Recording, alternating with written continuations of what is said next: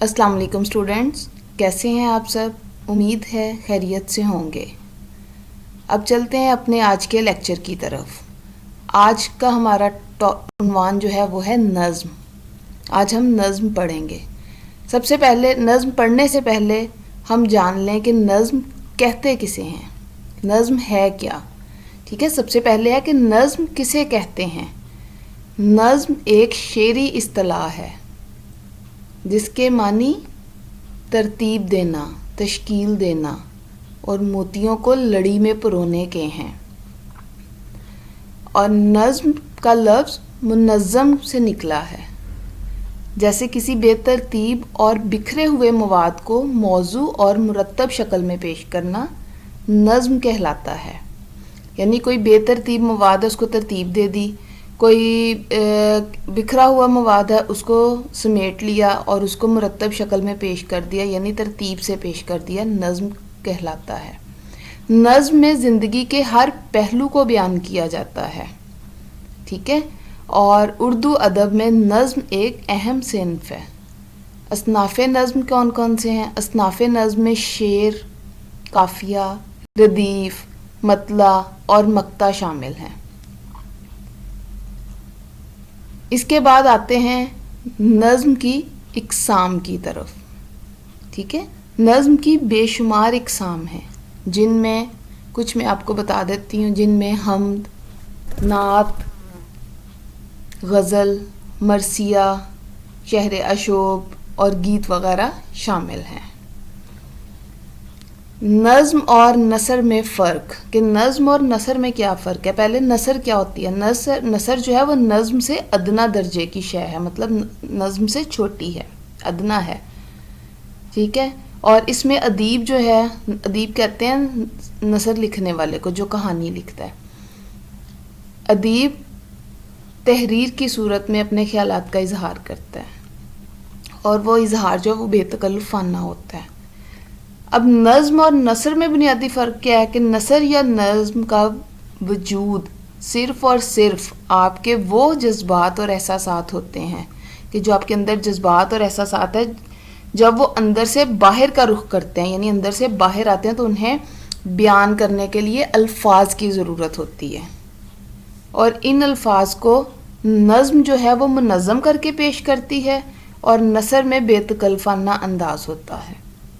پتہ چل گیا نظم اور نثر میں کیا فرق ہے، کہ نظم میں جو اشعار ہیں وہ منظم کر کے پیش کیے جاتے ہیں، جبکہ نثر میں بے تکلفانہ انداز اپنایا جاتا ہے، اور نظم میں وزن کا خیال رکھا جاتا ہے۔ ٹھیک ہے، جبکہ نثر میں عام طور پر اس چیز کا خیال نہیں رکھا جاتا۔ اس کے بعد آ جاتا ہے نظم اور غزل میں فرق۔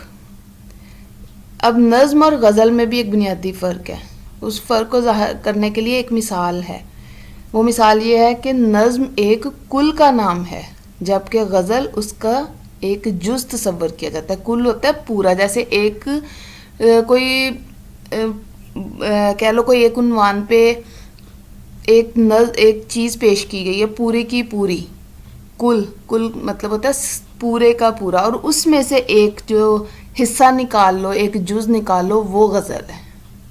ٹھیک ہے، کہ نظم جو ہے وہ غزل سے بڑی ہے۔ نظم کل ہے اور غزل اس کا جز ہے۔ سمجھ آئی بچوں؟ اور نظم کے تمام اشعار ایک ہی موضوع پر احاطہ کرتے ہیں، یعنی ایک ہی موضوع دیا جاتا ہے اور اس پہ ہی پوری نظم کہی جاتی ہے۔ ٹھیک ہے، اور اسی مناسبت سے پھر نظم کو عنوان بھی دیا جاتا ہے۔ نظم کے ہر شعر کا تعلق اگلے شعر سے ہوتا ہے، کیونکہ نظم منظم ہوتی ہے۔ اس کا شعر جو ہے، اس کا ایک شعر کا تعلق اپنے اگلے شعر سے ہوتا ہے۔ اور غزل جو ہے وہ نظم کی ہی ایک شاخ ہے، ظاہر ہے وہ جز ہے، اسی کی ایک شاخ ہے، اور اس میں شاعر جو ہے وہ اپنی دل کی کیفیت بیان کرتا ہے، اور ہر شعر میں اپنا ایک الگ موضوع ملتا ہے۔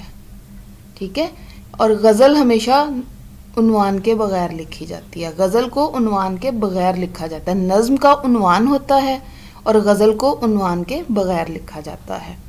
یہ تھا بچوں نظم کسے کہتے ہیں، اس کی اقسام کیا ہیں۔ یہ تھوڑا سا آپ کو اس کا بیک گراؤنڈ بتا دیا کہ نظم کیا ہے۔ اب آگے ہم اپنی نظم پڑھیں گے۔ جی اسٹوڈنٹس، آج ہم نے جو نظم پڑھنی ہے وہ بڑی انٹرسٹنگ، بہت دلچسپ نظم ہے. اس کا عنوان ہے عدالت کا کمرہ. شاعر کا نام ہے افضل فیروز پوری، اور یہ آپ کی کتاب افق سے لی گئی ہے، صفحہ نمبر 112 پہ. سب بچے اپنی کتاب کھولیں اور صفحہ نمبر 112 نکال لیں. ہم نظم پڑھیں گے عدالت کا کمرہ. نظم عدالت کا کمرہ. سب سے پہلے ہیں خصوصی مقاصد.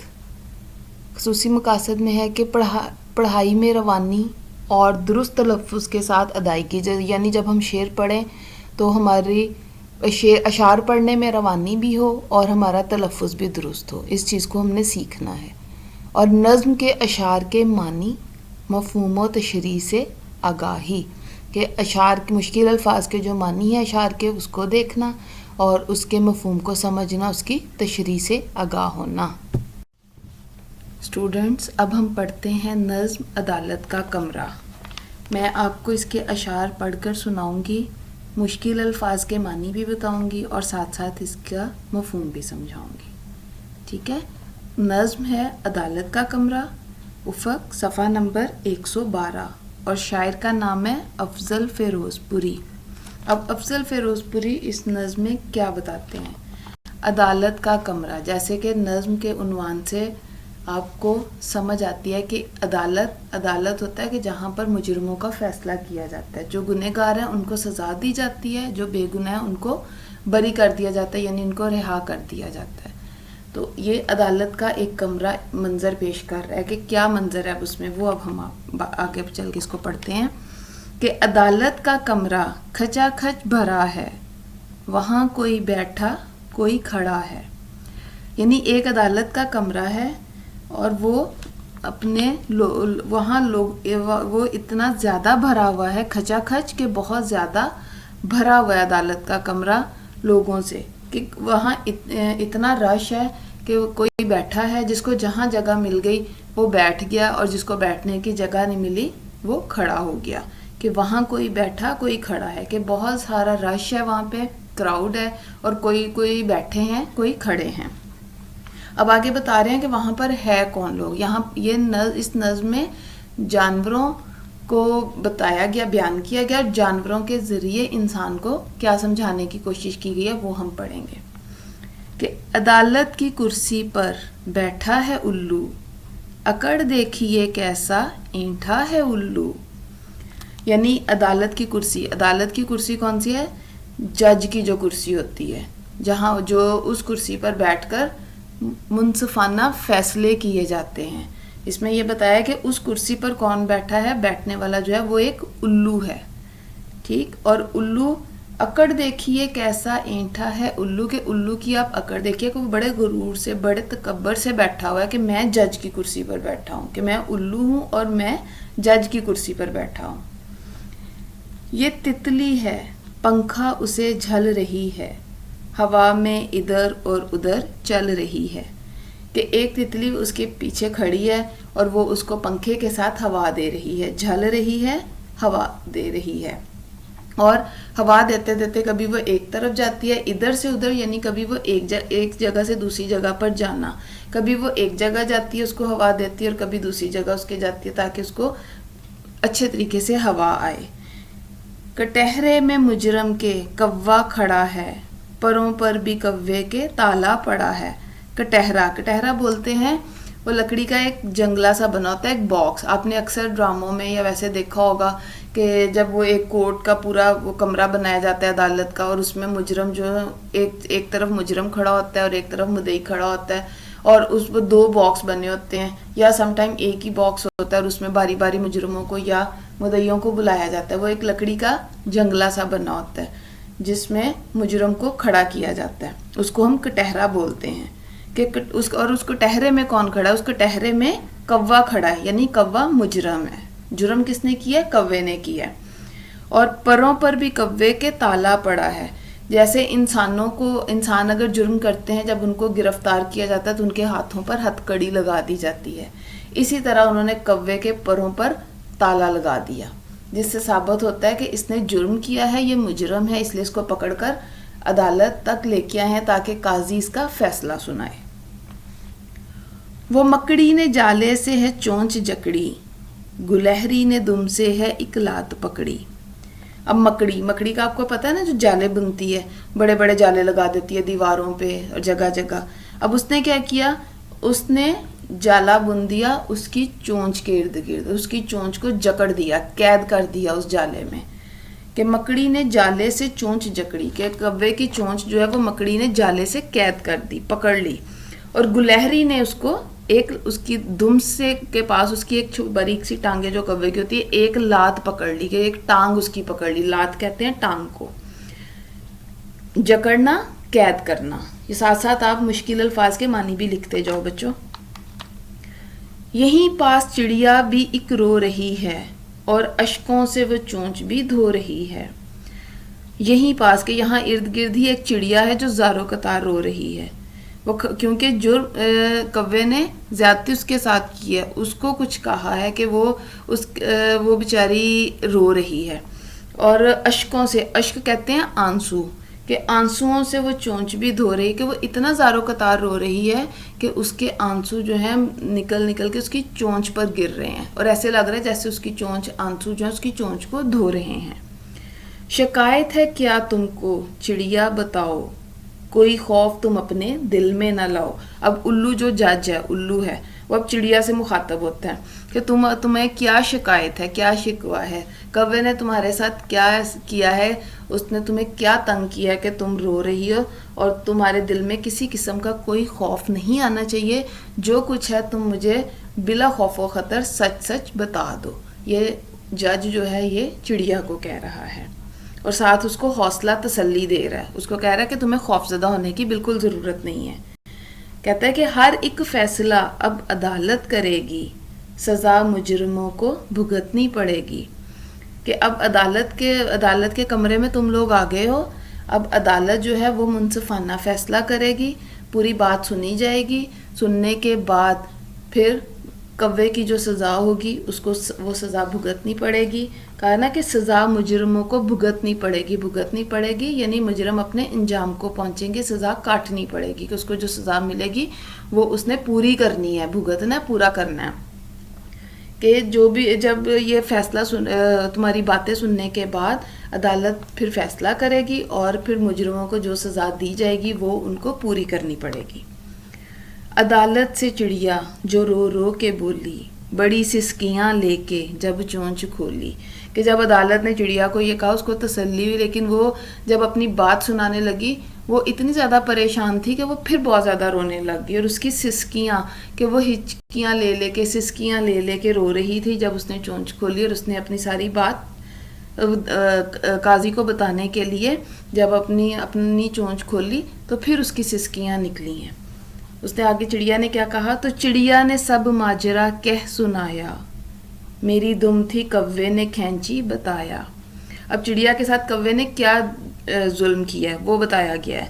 چڑیا نے اپنا سارا ماجرا، قصہ، معاملہ، کہ اس نے اپنا سارا معاملہ جو تھا وہ قاضی کو سنا دیا، عدالت کے کمرے میں بیان کر دیا، ٹھیک ہے۔ اس نے کہا کہ کوے نے میری دم کھینچی ہے، اس نے مجھے تنگ کیا ہے، اس نے مجھ پہ ظلم کیا ہے۔ اس نے یہ سارا اپنا معاملہ جو ہے وہ رو رو کر سنایا، اور اس کی آگے گواہی کس نے دی مینا نے چڑیا کے حق میں گواہی، امان طوطے نے بھی ستم گر سے چاہی۔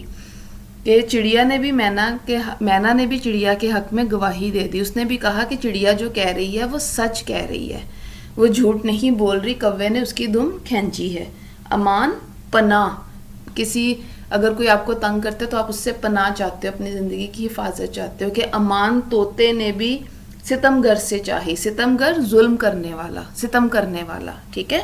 تو اس نے کیا کہا گیا کہ اگر مینا نے چڑیا کے حق میں گواہی دی ہے، اس نے کہا ہے کہ چڑیا جو کہہ رہی ہے وہ بالکل سچ کہہ رہی ہے، کوے نے اس کے ساتھ یہ ظلم کیا ہے، تو طوطے نے بھی پناہ چاہی ایسے ظلم کرنے والے سے۔ اس نے کہا کہ ایسے ظلم کرنے والے سے اللہ ہمیں بچائے، ہم بچ کے رہیں، اور ہم پناہ مانگتے ہیں ایسے ظلم کرنے والے سے۔ یہ ساری باتیں سننے کے بعد پھر الو میاں نے کیا کیا، پھر الو میاں آرڈر جو بولا، وہ بولا مگر پہلے لفظوں کو تولا، یعنی الو میاں جیسے وہ عدالت کے کمرے میں جج بیٹھا ہوتا ہے، جب آپس میں سب بات چیت کرتے ہیں یا اپنا جب وہ فیصلہ سنانے لگتا ہے تو وہ ٹیبل پہ ایک اس کے پاس ایک چیز ہوتی ہے جو وہ ٹیبل پہ مارتا ہے اور کہتا ہے آرڈر آرڈر آرڈر، کہ سب خاموش ہو جائیں اور اب میرا فیصلہ سنیں. الو میاں نے بھی یہی کیا. ساری بات سننے کے بعد اس نے آرڈر آرڈر بولا اور پھر بولنے سے پہلے اس نے لفظوں کو تولا. یعنی اس نے پہلے سوچا کہ جو میں بولنے جا رہا ہوں وہ ٹھیک ہے یا غلط ہے. پہلے اس نے اپنے مناسب الفاظ کا چناؤ کیا، ٹھیک ہے، اور لفظوں کو تولا. یعنی اس نے دیکھا کہ میں نے جو بولنا ہے وہ میں نے کیا بولنا ہے. پورا وہ معاملہ سننے کے بعد چڑیا کا اس نے انصاف کے تقاضوں کو پورا کیا، کیونکہ الو جو تھا وہ ایک انصاف پسند قاضی تھا. اس نے پھر کیا کیا، اس نے کہا اس خطا کی معافی نہیں ہے. الو نے پھر آگے کہا کہ یہ جو غلطی کی ہے کوے نے، اس کی معافی نہیں ہو سکتی، یہ معافی کے قابل نہیں ہے. سزا جو بھی دی جائے کافی نہیں ہے. کہ اس نے ایک معصوم چڑیا کا دل دکھایا ہے، ٹھیک ہے، اس نے اس کو پریشان کیا ہے، اس لیے اس کو جتنی بھی سزا دی جائے وہ کافی نہیں ہے، کیونکہ سزا تو اس کو دینی ہی دینی ہے. اس نے ظلم کیا ہے. اور اس نے کہا کہ اس خطا کہتے ہیں غلطی کو، کہ اس غلطی کی کوئی معافی نہیں ہے، اور جتنی بھی اس غلطی کی وجہ سے سزا دی جائے وہ کم ہے. جو میری ہے جیوری کی بھی ہے وہ رائے، کہ 100 بار کوے کی دم کھینچی جائے. جیوری بولتے ہیں جو جج کے ساتھ کچھ لوگ اگلی سیٹ پہ 4-5 لوگوں کا ایک کہہ لیں گروپ ہوتا ہے، ٹھیک ہے، کہ چند اشخاص ہیں جو عدالت کے کمرے میں بیٹھ کے ساتھ فیصلہ کرتے ہیں، کہ جج ان سے پھر مشورہ کرتا ہے، ان کی رائے لیتا ہے، اپنی رائے بتاتا ہے، ان کی رائے لیتا ہے، پھر مل کر ایک فیصلہ کیا جاتا ہے. اس کو جیوری بولتے ہیں. اس میں چند لوگ بیٹھے ہوتے ہیں، وہ بھی اپنی اپنی رائے دیتے ہیں، پھر جج بھی اپنی رائے دیتا ہے، پھر سب کی رائے مل کر وہ اکٹھی کرتے ہیں، پھر دیکھتے ہیں کہ کیا صحیح فیصلہ ہے، پھر وہ فیصلہ کیا جاتا ہے. تو جو جیوری تھی وہاں کی، جو چند لوگ ساتھ بیٹھے ہوئے تھے، انہوں نے بھی قاضی کی رائے سے اتفاق کیا، جج کی رائے سے اتفاق کیا.